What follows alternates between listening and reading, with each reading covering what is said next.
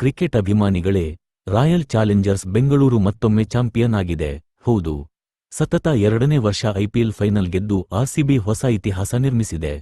ಕಳೆದ ವರ್ಷದ ಟ್ರೋಫಿ ಗೆಲುವಿನ ನಂತರ ಈ ಬಾರಿಯೂ ಕಪ್ ಎತ್ತುವ ಮೂಲಕ ಬೆಂಗಳೂರು ಪಡೆ ತನ್ನ ಪ್ರಾಬಲ್ಯವನ್ನು ಮತ್ತೊಮ್ಮೆ ಸಾಬೀತುಪಡಿಸಿದೆ. ಫೈನಲ್ ಪಂದ್ಯದಲ್ಲಿ ಮೊದಲು ಬ್ಯಾಟಿಂಗ್ ಮಾಡಿದ ಗುಜರಾತ್ ಟೈಟನ್ಸ್ ತಂಡ 20 ಓವರ್ಗಳಲ್ಲಿ 155 ರನ್ಗಳಿಗೆ 8 ವಿಕೆಟ್ ಕಳೆದುಕೊಂಡಿತು. ವಾಷಿಂಗ್ಟನ್ ಸುಂದರ್ ಅರ್ಧಶತಕದ ಹೋರಾಟ ನಡೆಸಿದರೂ ಆರ್ಸಿಬಿ ಬೌಲರ್ಗಳ ಸಂಘಟಿತ ಪ್ರದರ್ಶನದ ಮುಂದೆ ದೊಡ್ಡ ಮೊತ್ತ ಕಲೆ ಹಾಕಲು ವಿಫಲವಾಯಿತು.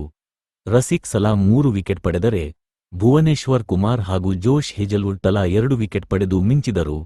156 ರನ್ಗಳ ಗುರಿಯನ್ನು ಬೆನ್ನಟ್ಟಿದ ಆರ್ಸಿಬಿ ಪರ ಮತ್ತೊಮ್ಮೆ ಕಿಂಗ್ ವಿರಾಟ್ ಕೊಹ್ಲಿ ಜವಾಬ್ದಾರಿಯುತ ಇನ್ನಿಂಗ್ಸ್ ಆಡಿದರು. ಕೇವಲ 42 ಎಸೆತಗಳಲ್ಲಿ 75 ರನ್ ಸಿಡಿಸಿದ ವಿರಾಟ್, ಫೈನಲ್ ಪಂದ್ಯದಲ್ಲಿ ತಮ್ಮ ಕ್ಲಾಸ್ ಮತ್ತು ಅನುಭವವನ್ನು ಮತ್ತೊಮ್ಮೆ ಪ್ರದರ್ಶಿಸಿದರು. ವೆಂಕಟೇಶ್ ಅಯ್ಯರ್ ಕೂಡ 32 ರನ್ಗಳ ವೇಗದ ಇನ್ನಿಂಗ್ಸ್ ಮೂಲಕ ಉತ್ತಮ ಬೆಂಬಲ ನೀಡಿದರು. ಪಂದ್ಯದ ನಿರ್ಣಾಯಕ ಕ್ಷಣ ಬಂದಾಗ ಎಲ್ಲರ ನಿರೀಕ್ಷೆಯಂತೆ ಕ್ರೀಸ್ನಲ್ಲಿ ಇದ್ದ ಕಿಂಗ್ ಕೊಹ್ಲಿ ಭರ್ಜರಿ ಸಿಕ್ಸರ್ ಬಾರಿಸಿ ಆರ್ಸಿಬಿಗೆ ಐತಿಹಾಸಿಕ ಗೆಲುವು ತಂದುಕೊಟ್ಟರು.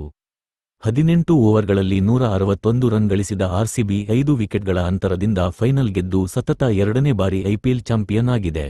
ಇಂದು ಬೆಂಗಳೂರು ಮಾತ್ರವಲ್ಲ, ವಿಶ್ವದಾದ್ಯಂತ ಇರುವ ಆರ್ಸಿಬಿ ಅಭಿಮಾನಿಗಳ ಸಂಭ್ರಮಕ್ಕೆ ಪಾರವೇ ಇಲ್ಲ. ಎಲ್ಲೆಡೆ ಒಂದೇ ಘೋಷಣೆ, ಈ ಸಲ ಕಪ್ ನಮ್ದು, ಮತ್ತೆ ಕಪ್ ನಮ್ದು.